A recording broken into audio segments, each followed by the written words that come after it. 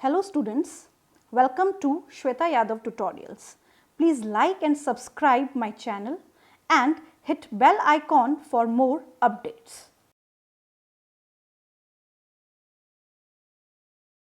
In the last video we have discussed about the ribosomal RNA. In this video we will discuss about the transfer RNA, and here we are discussing a very important chapter of class 12, that is molecular basis of inheritance. So the tRNA, what is the full form? Transfer RNA, right? 10 to 15% of the total RNA. अगर हम देखें कि सबसे ज़्यादा जो RNA present होता है cell में वो है rRNA. rRNA के बाद में जो प्रेजेंट होता है दैट इज tRNA. तो tRNA 10 to 15% of the total RNA. ये सॉल्युबल RNA है. सॉल्युबल RNA का मतलब क्या है? सॉल्युबल RNA का मतलब है कि कॉलोइडल फॉर्म में मिलता है सेल में. एडेप्टर RNA और कैरियर RNA, ये बहुत इंपॉर्टेंट लाइन है कि tRNA को एडेप्टर RNA बोला जाता है या कैरियर RNA बोला जाता है. क्या कैरी करके लेके आता है? ये अमाइनो एसिड को कैरी करके लेके आता है, और अमाइनो एसिड को कैरी करके लेके आता है, अटैच करता है, इसीलिए इसको बोला जाता है कैरियर RNA. क्योंकि अगर अमाइनो एसिड अटैच नहीं होंगे, कैरी नहीं करके लाएगा, तो प्रोटीन सिंथेसिस नहीं हो पाएगा. तो प्रोटीन सिंथेसिस के लिए ये कैरियर है अमाइनो एसिड का, इसीलिए इसको एडेप्टर और कैरियर RNA भी बोला जाता है. स्मॉलेस्ट RNA, कैसा RNA है ये? स्मॉलेस्ट, सबसे स्मॉलर साइज का, इसकी साइज बहुत ही छोटी है, मॉलिक्यूलर वेट कम है, 4s. क्लियर? तो बहुत ही ज्यादा इसका जो वेट है वो कम है, तो इसलिए इसको बोला जाता है स्मॉलेस्ट RNA. इसके पास एंटीकोडॉन्स होते हैं. tRNA के पास क्या होते हैं? एंटीकोडॉन्स. ये बहुत इंपॉर्टेंट लाइन है. tRNA के पास क्या होते हैं? एंटीकोडॉन. mRNA के पास क्या होते हैं? कोडॉन.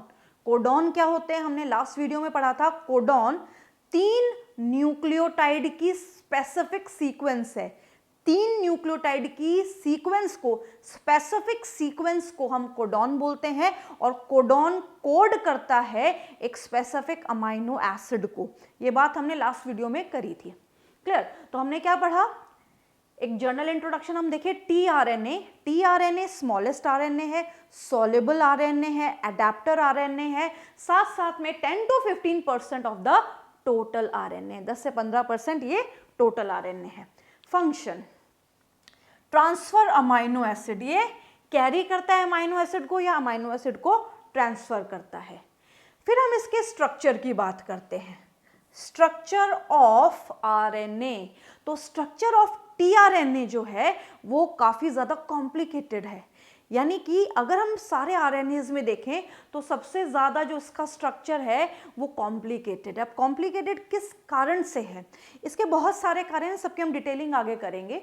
ये 2 डायमेंशनल भी मिलता है, 3 डायमेंशनल भी मिलता है. तो सबसे पहले 2 डायमेंशनल जो स्ट्रक्चर है tRNA का, उसको देने वाले साइंटिस्ट थे हॉले. हॉले ने इनका 2 डायमेंशनल स्ट्रक्चर दिया, और इस 2 डायमेंशनल स्ट्रक्चर को बोला जाता है क्लोवर लीफ लाइक. क्लोवर यानी कि लौंग की जो पत्ती होती है, क्लोव मतलब लौंग, तो लौंग की पत्ती की तरह इसका 2 डायमेंशनल स्ट्रक्चर होता है. 2 डायमेंशनल स्ट्रक्चर ही हम इसका पढ़ते हैं क्योंकि इससे समझना tRNA को ज़्यादा आसान होता है. इसका 3D स्ट्रक्चर भी दिया, और 3D स्ट्रक्चर देने वाले जो साइंटिस्ट थे उनका नाम है किम. तो किम ने 3 डायमेंशनल स्ट्रक्चर दिया और 2D दिया हॉले ने. जो 3D स्ट्रक्चर है वो इन्वर्टेड L जैसा दिखाई देता है. 3D स्ट्रक्चर इन्वर्टेड L जैसा दिखाई देता है, और 2D structure clover leaf like है. तो जो हम स्ट्रक्चर पढ़ेंगे वो हम पढ़ेंगे हॉले का क्लोवर लीफ लाइक स्ट्रक्चर, और इसी से ही हम tRNA के स्ट्रक्चर को समझेंगे. तो tRNA का स्ट्रक्चर कुछ इस तरीके से हमें दिखाई देता है। तो ये जो स्ट्रक्चर है इसका, ये क्लोवर लीफ लाइक स्ट्रक्चर है। Now tRNA. अब अगर हम देखें ये जो आरएनए है, इस आरएनए को जब हम देख रहे हैं सामने से, एक क्लोवर लीफ लाइक स्ट्रक्चर है, इसको जब हम सामने से देख रहे हैं तो ये हमें कैसा दिखाई दे रहा है? 2 डायमेंशनल दिखाई दे रहा है, ठीक है। बट अगर इसके स्ट्रैंड्स की बात करें तो ये डबल स्ट्रैंडेड है या सिंगल स्ट्रैंडेड है? इसका स्ट्रक्चर डबल स्ट्रैंडेड है या सिंगल स्ट्रैंडेड है, ये बात हमें बिल्कुल क्लियर होनी चाहिए। तो अगर इस आरएनए को देखें तो दिख कैसा रहा है? डबल स्ट्रैंडेड, बट है कैसा? Single stranded. RNA single stranded होता है, बट कुछ वायरसेस में ये डबल स्ट्रैंडेड होता है। तो नॉर्मली आरएनए को हम सिंगल स्ट्रैंडेड ही मान के चलते हैं। अब यहाँ पे एक बहुत इंपॉर्टेंट बात, अगर ये डबल स्ट्रैंडेड होता, फॉर एग्जाम्पल अगर ये डबल स्ट्रैंडेड होता तो यहाँ पे हमें क्या दिखाई देता? 3' एंड 5' एंड 5' एंड 3' एंड ये दिखाई देता। बट इस आरएनए में हमें केवल 3' एक और 5' एक ही दिखाई दे रहा है। 3' और 5' हमें एक ही दिखाई दे रहा है, दूसरा कहीं भी नहीं है इस पूरे में। इस पूरे में यहाँ पे यहाँ पे यहाँ पे यहाँ पे कोई भी 3' दूसरा नहीं है, ना ही कोई 5' दूसरा है। तो इसका मतलब ये है कि ये सिंगल स्ट्रैंडेड है। दूसरी चीज, अगर हम 3' एंड को यहाँ से पकड़ें, 5' एंड को यहाँ से पकड़ें और इसको खोल दें तो ये एक ही सिंगल स्ट्रैंड में बाहर आ जाएगा, राइट। तो हमने क्या देखा कि 3' एंड एक है, 5' एंड एक है, तो एक 3' एक 5'। तो आरएनए कैसा हो गया? Single stranded. किस आरएनए की बात कर रहे हैं हम? टीआरएनए की। Clear? Now tRNA single stranded RNA, एक 3' एंड है, एक 5' एंड है। अब यहाँ पे बहुत इंपॉर्टेंट बात हम जो टीआरएनए से रिलेटेड करेंगे वो समझनी है। टीआरएनए में 3' एंड पे, टीआरएनए में 3' एंड पे एक स्पेसिफिक सीक्वेंस होती है जो 3 न्यूक्लियोटाइड से बनी है। 3' एंड पे एक स्पेसिफिक सीक्वेंस होती है,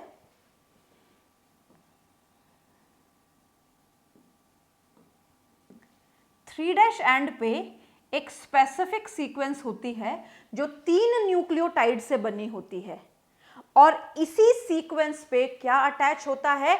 अमाइनो एसिड आके अटैच होता है। So at 3' end of each tRNA, जितने भी टीआरएनए हैं सभी के सभी टीआरएनए में एक सीक्वेंस होती है, एक स्पेसिफिक सीक्वेंस बोलते हैं इसको, एक स्पेसिफिक सीक्वेंस होती है। ये सभी टीआरएनए में प्रेजेंट होती है, जितने भी टीआरएनए सब में होती है, और इस सीक्वेंस को हम बोलते हैं CCA सीक्वेंस। CCA सीक्वेंस कहाँ पे प्रेजेंट होती है? 3' एंड पे प्रेजेंट होती है। अब यहाँ पे क्या होता है कि जब अमाइनो एसिड इससे आके जुड़ेगा, 3' एंड से जब अमाइनो एसिड जुड़ेगा तो इसी जगह से जुड़ेगा, यानी कि यहाँ पे अमाइनो एसिड आके जब बाइंड करेगा तो इसी जगह से करेगा।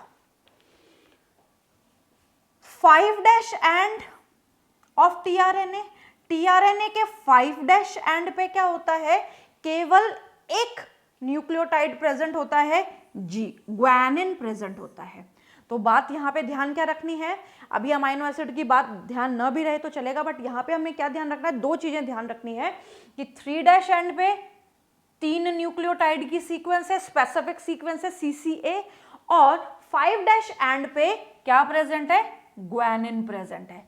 5' एंड पे क्या प्रेजेंट है? ग्वानिन प्रेजेंट है। ये बहुत इंपॉर्टेंट बात है। अब यहाँ पे दूसरी इंपॉर्टेंट बात, मैंने आपको बोला कि 3' एंड से अमाइनो एसिड आके अटैच होता है।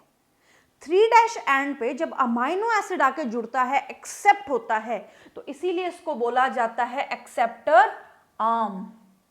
इस आर्म को क्या बोला जाता है? एक्सेप्टर आर्म, एक्सेप्ट करने वाली आर्म। किसको एक्सेप्ट कर रही है?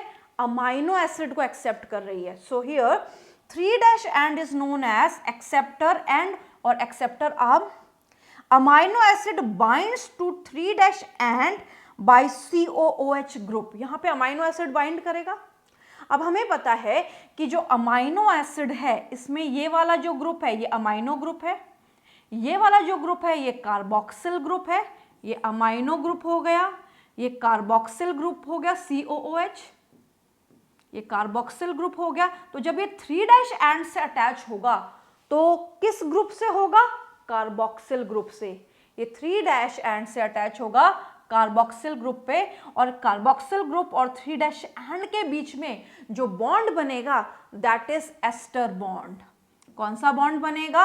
Ester bond. तो हमने क्या इंपॉर्टेंट बातें पढ़ी? हमने ये इंपॉर्टेंट बात पढ़ी कि जो tRNA है वो सॉल्युबल है, स्मॉलेस्ट है, एडेप्टर RNA है।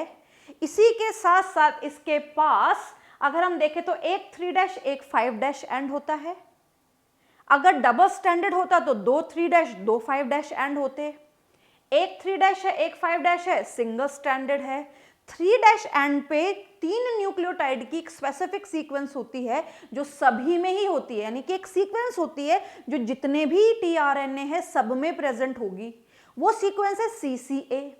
5' एंड पे ग्वानिन प्रेजेंट है। 3' एंड पे अमाइनो एसिड अपने कार्बोक्सिलिक ग्रुप से आके अटैच होता है। जब यहाँ से अमाइनो एसिड आया, यहाँ पे tRNA है, तो यहाँ पे जो बॉन्ड बनता है this bond is known as ester bond. इस बॉन्ड को हम क्या कहते हैं? Ester bond. क्लियर? अब हमें क्या दिख रहा है यहाँ पे कि ये जो अमाइनो एसिड है जुड़ गया। क्लियर? अब इस अमाइनो एसिड को किसने रिकॉग्नाइज किया, कौन इसको यहाँ पे लेके आया, इन सारी चीजों के बारे में भी हम आगे डिटेल करेंगे। राइट? अब यहाँ पे अगर हम बात करें, this is the structure of tRNA। अब इसकी डिटेलिंग जब हम करते हैं तो हम सबसे पहली बात क्या पढ़ते हैं कि ये जो स्ट्रक्चर है tRNA का, इस tRNA के स्ट्रक्चर में अगर हम इसको ध्यान से देखें तो हमें क्या दिखाई दे रहा है कि tRNA में एक 3' एंड है एक 5' एंड है, बट tRNA यहाँ से इस तरीके से आया चलते हुए और इस तरीके से इसने लूप बना लिए और लूप बना के 5' पे खत्म हो गया, यानी कि 3' एंड से बाई चांस से शुरू हुआ, तो यहाँ से 3' एंड से शुरू हुआ और ऐसे ऐसे घूम के 5' एंड पे खत्म हो गया। 3' से स्टार्ट होके जब ये 5' पे खत्म हुआ तो यहाँ पे क्या हुआ कि जब ये फोल्ड हो रहा था तो फोल्ड होने के वक्त यहाँ पे कॉम्प्लीमेंट्री नाइट्रोजन बेसेस एक दूसरे के सामने आए। जब ये फोल्ड हो रहा था उसी वक्त कॉम्प्लीमेंट्री नाइट्रोजन बेसेस एक दूसरे के सामने आए। जब कॉम्प्लीमेंट्री बेसेस एक दूसरे के सामने आए तो यहाँ पे कॉम्प्लीमेंट्री नाइट्रोजन बेसेस ने अपने बीच में हाइड्रोजन बॉन्ड बनाया, और जब हाइड्रोजन बॉन्ड बना तो यहाँ पे ये कैसा दिखने लगा? डबल स्ट्रैंडेड, बट होता कैसा है? ये सिंगल स्ट्रैंडेड। तो यहाँ पे जो हमें दिखाई दे रहे हैं ये कॉम्प्लीमेंट्री बेसिस के बीच के हाइड्रोजन बॉन्ड दिखाई दे रहे हैं। तो यहाँ पे भी हाइड्रोजन बॉन्ड हमें दिखाई दे रहे हैं, यहाँ पे भी दिखाई दे रहे हैं और यहाँ पे भी दिखाई दे रहे हैं। तो हम क्या डिस्कस कर रहे हैं कि जब ये इस तरीके से चला 5' से या 3' से, इस तरीके से ये चला और इसने अपने आप को फोल्ड किया, तो फोल्डिंग के वक्त कॉम्प्लीमेंट्री बेसेस एक दूसरे के सामने आए, और कॉम्प्लीमेंट्री बेसेस जब एक दूसरे के सामने आए तो इन्होंने बॉन्ड बना लिए। इनके बीच में क्या बन गया? हाइड्रोजन बॉन्ड बन गया। जब इनके बीच में हाइड्रोजन बॉन्ड बना तो ये दिखता कैसा है? डबल स्ट्रैंडेड, बट होता कैसा है? Single stranded. अब हम यहाँ क्या देख पा रहे हैं कि यहाँ पे हाइड्रोजन बॉन्ड नहीं है, यहाँ हाइड्रोजन बॉन्ड नहीं है और यहाँ पे हाइड्रोजन बॉन्ड नहीं है। तो जहां पे हाइड्रोजन बॉन्ड नहीं है उन एरियाज को कहा जाता है लूप। जहां पे हाइड्रोजन बॉन्ड नहीं है, यहाँ पे हाइड्रोजन बॉन्ड नहीं है, यहाँ पे हाइड्रोजन बॉन्ड नहीं है और यहाँ पे हाइड्रोजन बॉन्ड नहीं है। अब यहाँ पे हाइड्रोजन बॉन्ड नहीं है, उसका कारण क्या है कि यहाँ पे कॉम्प्लीमेंट्री नाइट्रोजन बेस नहीं होगा, और जब कॉम्प्लीमेंट्री नाइट्रोजन बेस नहीं होगा तो यहाँ पे क्या नहीं बनेगा? Hydrogen bond. तो अगर हम बोलें कि नाइट्रोजन बेस 5 टाइप के होते हैं, adenine, guanine, cytosine, uracil, thymine, ये नाइट्रोजन बेस होते हैं प्रॉपर। अगर हम आरएनए की बात करें तो आरएनए में कौन कौन से होते हैं? Adenine, uracil, cytosine and guanine. A और यू के बीच में डबल हाइड्रोजन बॉन्ड बनता है, जी और सी के बीच में ट्रिपल हाइड्रोजन बॉन्ड बनता है। बट यहाँ पे हाइड्रोजन बॉन्ड नहीं बना, यहाँ पे हाइड्रोजन बॉन्ड नहीं बना। उसका कारण क्या है कि इन लूप्स में कुछ एबनॉर्मल नाइट्रोजन बेसेस थे। एबनॉर्मल मतलब नॉर्मल से अलग। नॉर्मल है तो ATGCU, ये नॉर्मल नाइट्रोजन बेस है, बट इनके अलावा अगर कोई नाइट्रोजन बेस है तो वो हो जाएगा एबनॉर्मल नाइट्रोजन बेस। तो यहाँ पे एबनॉर्मल नाइट्रोजन बेस मिले, और एबनॉर्मल नाइट्रोजन बेस मिले तो इन्होंने बॉन्ड बनाने से मना कर दिया।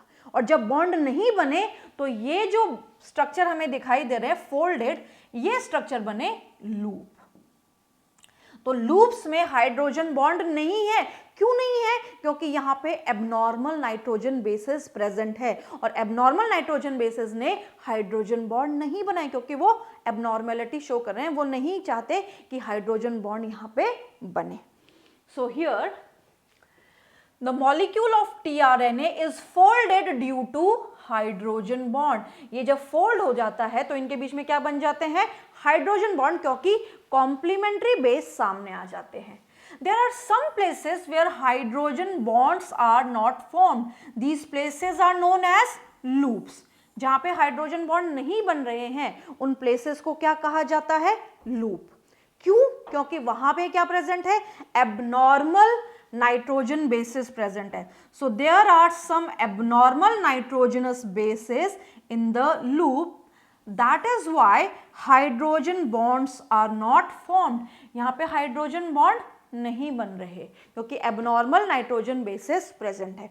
तो कौन कौन से abnormal nitrogen base? Inosine that is I, pseudouracil that is Psi, and dihydroxyuridine that is DHU। तो ये 3 एबनॉर्मल नाइट्रोजन बेसेस हैं जिनके कारण हाइड्रोजन बॉन्ड नहीं बन पा रहा। आई अगेन रिपीट, जो टीआरएनए का मॉलिक्यूल है वो फोल्ड हो जाता है, और फोल्डिंग का कारण है हाइड्रोजन बॉन्ड का बनना। जब फोल्ड हो जाता है या फोल्ड हो रहा है तो फोल्डिंग के वक्त कॉम्प्लीमेंट्री बेसेस आमने सामने आते हैं और हाइड्रोजन बॉन्ड बना लेते हैं। कुछ जगह जहाँ पे हाइड्रोजन बॉन्ड नहीं बन पाता वहाँ पे एबनॉर्मल नाइट्रोजन बेसेस हैं, और एबनॉर्मल नाइट्रोजन बेसेस के कारण हाइड्रोजन बॉन्ड नहीं बन पाता, और एबनॉर्मल नाइट्रोजन बेसेस हैं DHU, Psi, that is pseudouracil and inosine। Now, अब यहाँ पे 3 लूप्स की हम बात करेंगे कि कौन कौन से लूप बनते हैं। पहला T-Psi-C लूप और अटैचमेंट लूप। T-Psi-C लूप और अटैचमेंट लूप बहुत इंपॉर्टेंट है। ये जो पार्ट है, this part, this is T-Psi-C। ये वाला जो पार्ट है इसको हम कह रहे हैं T-Psi-C। यहां पे जो लूप बन रहा है इसकी होने की वजह से इसको कहा जाता है T-Psi-C लूप। ये स्ट्रक्चर किसका है? ये स्ट्रक्चर है tRNA का। ये स्ट्रक्चर किसका है? tRNA का। अब ये जो tRNA है ये rRNA से अटैच होगा। tRNA किससे अटैच होगा? rRNA से। ठीक है, अब rRNA जो है वो राइबोसोम से एसोसिएट करता है, तो यहाँ पे इसका मेन फंक्शन क्या आ जाता है कि ये tRNA को राइबोसोम की लार्जर सब यूनिट से अटैच करता है। ये tRNA को राइबोसोम की लार्जर सब यूनिट से अटैच करता है। तो ये tRNA है और ये राइबोसोम की लार्जर सब यूनिट है। जो सर्कल बना हुआ है दिस इज द लार्जर सब यूनिट ऑफ द राइबोसोम। तो ये इसका काम है tRNA को राइबोसोम की लार्जर सब यूनिट से अटैच कर देना, इसीलिए इसको क्या कहा जाता है? Attachment loop. और ये सारा काम कब होता है? During protein synthesis. अब हमने यहाँ पे एक चीज ऑब्जर्व की कि यहाँ पे ये जो लूप है ये T-Psi-C लूप है। तो यहाँ पे जो साई है ये क्या है? Abnormal N2 base, abnormal nitrogenous base, और इस एबनॉर्मल नाइट्रोजनस बेस के कारण यहाँ पे हाइड्रोजन बॉन्ड नहीं बन पा रहा। पहली बात। दूसरी इंपॉर्टेंट बात, T क्या है? थायमीन। और थायमीन कहाँ पे प्रेजेंट होता है? डीएनए में। बट अगर हम आरएनए को देखें तो आरएनए के T-Psi-C लूप में भी थायमीन प्रेजेंट होता है। तो थायमीन की प्रेजेंस भी होती है कौन से आरएनए में? tRNA में। और tRNA के कौन से लूप में? T-Psi-C लूप में। तो ये अपने आप में क्वेश्चन है कि पूछ लें कि थायमीन आरएनए में प्रेजेंट होता है या नहीं, अगर होता है तो किस आरएनए में होता है। So it is present in the tRNA in the T-Cy-C loop. So what is the function of the T-Cy-C loop? T-Cy-C loop is attachment loop. It attaches the tRNA with the larger subunit of the ribosome. So this loop connects or attach RNA to the larger subunit of the ribosome. Next, recognition loop or anticodon loop. Recognition loop and anticodon loop. Recognise करने वाला loop या anticodon loop. सबसे important बात इसकी ये हमें याद रखनी है कि ये most specific loop of the tRNA है। This loop is the most specific loop of tRNA. TRNA का सबसे ज्यादा स्पेसिफिक लूप है। अब टीआरएनए का स्पेसिफिक लूप क्यों है? Because the different tRNAs are different because of this loop only. अलग अलग टीआरएनए स्पेसिफिक हो जाते हैं, अलग हो जाते हैं इस लूप की वजह से। तो ये लूप कहां पे है? ये है रिकॉग्निशन लूप। ये T-Cy-C लूप था, T-Cy-C लूप। ये वाला जो लूप है इसको हम कहते हैं रिकॉग्निशन लूप। तो अलग अलग टीआरएनए में अलग अलग रिकॉग्निशन लूप है। 61 टाइप के टीआरएनए हैं तो सभी में ये रिकॉग्निशन लूप अलग अलग होगा और इसी की वजह से वो स्पेसिफिक बन जाते हैं। इसीलिए इसको कहा जाता है most specific loop of tRNA. Very important line. Now in this loop anticodon is present. Anticodon recognise codon on mRNA. बहुत इंपॉर्टेंट लाइन है ये। हमने पढ़ा था कि जो एमआरएनए होता है, ये एमआरएनए है,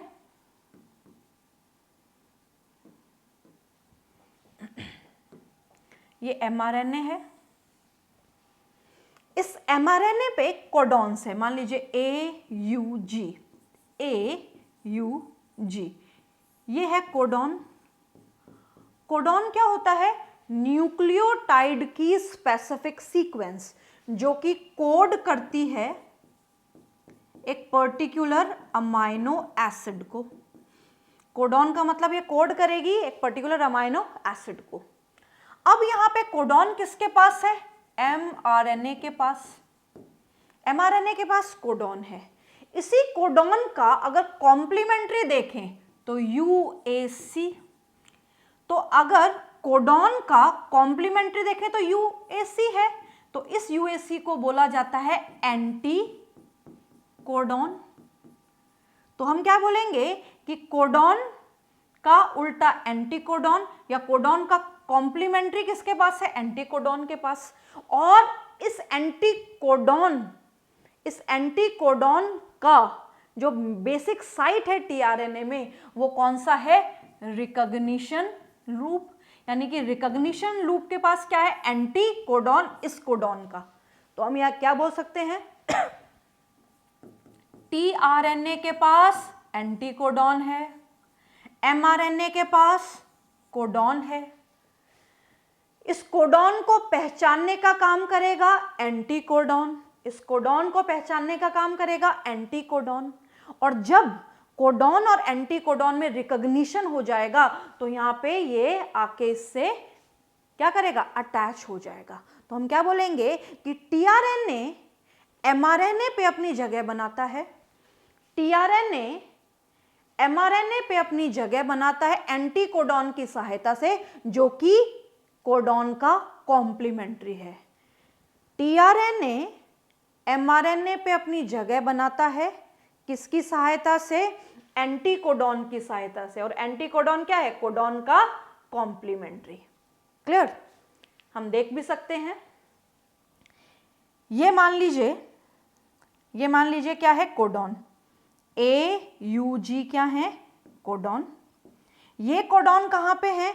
ये कोडॉन प्रेजेंट है mRNA पे, mRNA पे ये कोडॉन प्रेजेंट है। क्लियर? अब ये tRNA है, ये tRNA है। इस tRNA के पास रिकॉग्निशन लूप है, दोनों के पास दो tRNA हमने यहाँ पे देख रहे हैं समझने के लिए। ये tRNA, इसका ये रिकॉग्निशन लूप, इसका ये रिकॉग्निशन लूप। अब यहाँ पे कोडॉन क्या है, AUG, तो इसका कॉम्प्लीमेंट्री क्या होगा, UAC। तो UAC किसके पास है, रिकॉग्निशन लूप के पास, और रिकॉग्निशन लूप किसका है, tRNA का। Clear? So here the anticodon recognise codon on mRNA, anticodon recognise codon on mRNA, anticodon recognise codon on mRNA। Clear? So anticodon recognise किसको करता है, कोडॉन को, जो कि mRNA पे प्रेजेंट है। This is the most specific loop of tRNA, ये tRNA का सबसे स्पेसिफिक लूप है। And the different types of tRNA are different due to this loop. अलग अलग tRNA, 61 टाइप के tRNA अलग अलग हो जाते हैं क्योंकि सभी में ये अलग अलग है, डिफरेंट है, इसीलिए ये जितने भी tRNA सबको डिफरेंट बना देता है। तो हमने यहाँ पे पढ़ा किसके बारे में, एंटीकोडॉन लूप के बारे में या फिर रिकॉग्निशन लूप के बारे में। DHU लूप, इसको हम एक और लूप से जानते हैं जिसको हम कहते हैं अमाइनो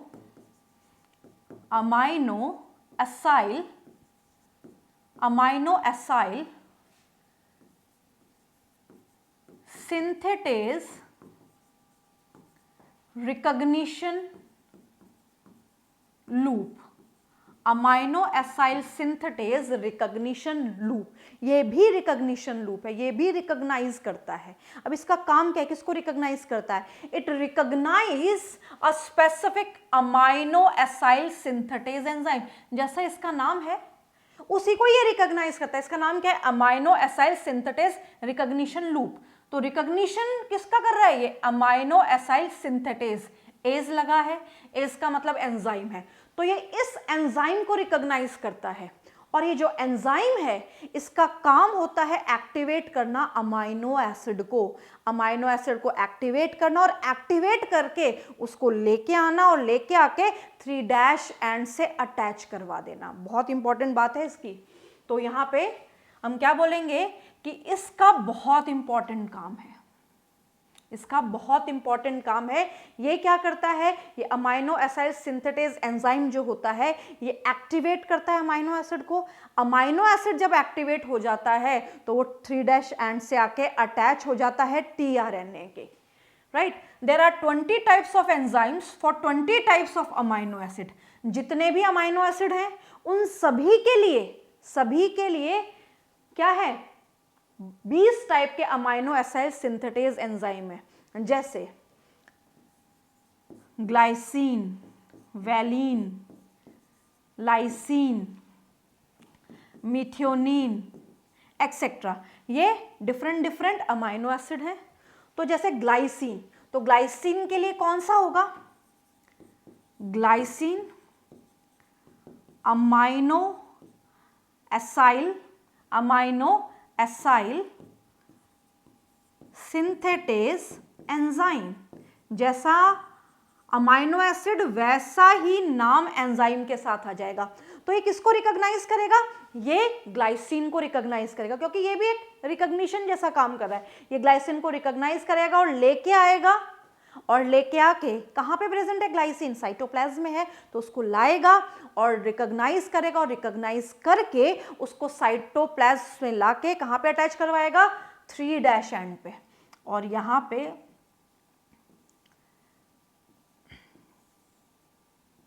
3' एंड से लाके इसको अटैच करा देगा।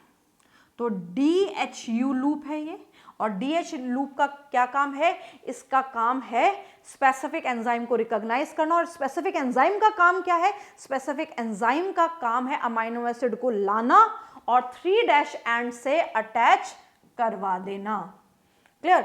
अब हमने क्या बोला कि मान लीजिए ये जो एंजाइम है ये है glycine amino acyl synthetase enzyme. Clear. इसको रिकॉग्नाइज करना है ग्लाइसिन को, बट एक गलती से ये रिकॉग्नाइज करके लेके आ जाएगा वैलिन को।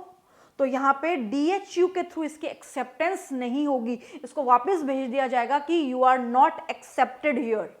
तो यहाँ पे स्पेसिफिसिटी है, यानी कि जो पर्टिकुलर एंजाइम है वो पर्टिकुलर अमाइनो एसिड पे ही काम कर रहा है, ग्लाइसिन वाले पे ही काम करेगा। क्लियर है? तो ये बात ध्यान रखने की। तो glycine amino acyl synthetase enzyme ये ग्लाइसिन को लेके आएगा, और वेलिन वाला वेलिन को लेके आएगा, लाइसिन वाला लाइसिन को लेके आएगा, राइट? तो यहाँ पे स्पेसिफिसिटी है, और स्पेसिफिसिटी के कारण 20 टाइप के एंजाइम है 20 टाइप के अमाइनो एसिड्स के लिए। तो यहाँ पे किसी भी तरीके की कोई गलती हो ही नहीं सकती अमाइनो एसिड को लाने में। बाई चांस अगर आ जाता है तो उसको वापस भेज दिया जाता है, और कंपैटिबल अमाइनो एसिड को ही लाके 3' एंड पे अटैच किया जाता है। तो यहाँ पे हमने पढ़ा कि जो टीआरएनए है वो बहुत इंपॉर्टेंट है। टीआरएनए इंपॉर्टेंट इसलिए है क्योंकि इसका काम है अमाइनो एसिड को रिकॉग्नाइज करवाना, अमाइनो एसिड को लेके आना, और लेके आने के बाद 3' एंड पे अटैच करवा देना। अगर अमाइनो एसिड नहीं आएंगे तो प्रोटीन सिंथेसिस भी नहीं हो सकता। तो यहाँ पे हमने 3 लूप्स के बारे में पढ़ा टीआरएनए में, T psi C loop, recognition loop and DHU loop. ये तीनों लूप्स बहुत इंपॉर्टेंट है क्योंकि इनका सबका अपना स्पेसिफिक फंक्शन है। इसके बाद जो हम पढ़ने जा रहे हैं that is mRNA। The name of mRNA given by Jacob and Monod. नाम देने वाले जेकब एंड मोनाट थे। The mRNA is 1 to 5% of the cell total RNA, यानी कि सेल के टोटल RNA का केवल 1 से 5% ही है। सबसे ज्यादा कौन सा है? rRNA, उसके बाद tRNA और उसके बाद mRNA। अगर परसेंटेज ऑर्डर देखा जाए तो rRNA, tRNA और mRNA। mRNA का परसेंट सबसे कम है RNA में। लीस्ट स्टेबल RNA, इसकी स्टेबिलिटी सबसे कम है। अगर स्टेबिलिटी पे क्वेश्चन आ जाए कि RNA में सबसे लीस्ट स्टेबल कौन सा है तो that is mRNA। Stability order देखें तो सबसे ज्यादा stable rRNA, ribosomal RNA, then tRNA, then mRNA, यानी कि ये हो गया लीस्ट स्टेबल और ये हो गया सबसे ज्यादा स्टेबल। तो इसकी स्टेबिलिटी भी कम है और इसकी परसेंटेज भी कम है। It is also called template RNA for protein synthesis. इसको टेम्पलेट RNA बोलते हैं, यानी कि इसी RNA की सहायता से प्रोटीन सिंथेसिस होता है। Clear? So it is a template RNA। Template का मतलब जिसकी सहायता से कुछ बनता है, that is template. So this is the template RNA for protein synthesis. What is protein synthesis? Translation, जिसको हम आगे डिटेल में डिस्कस करेंगे। So this is all about the transfer RNA and mRNA।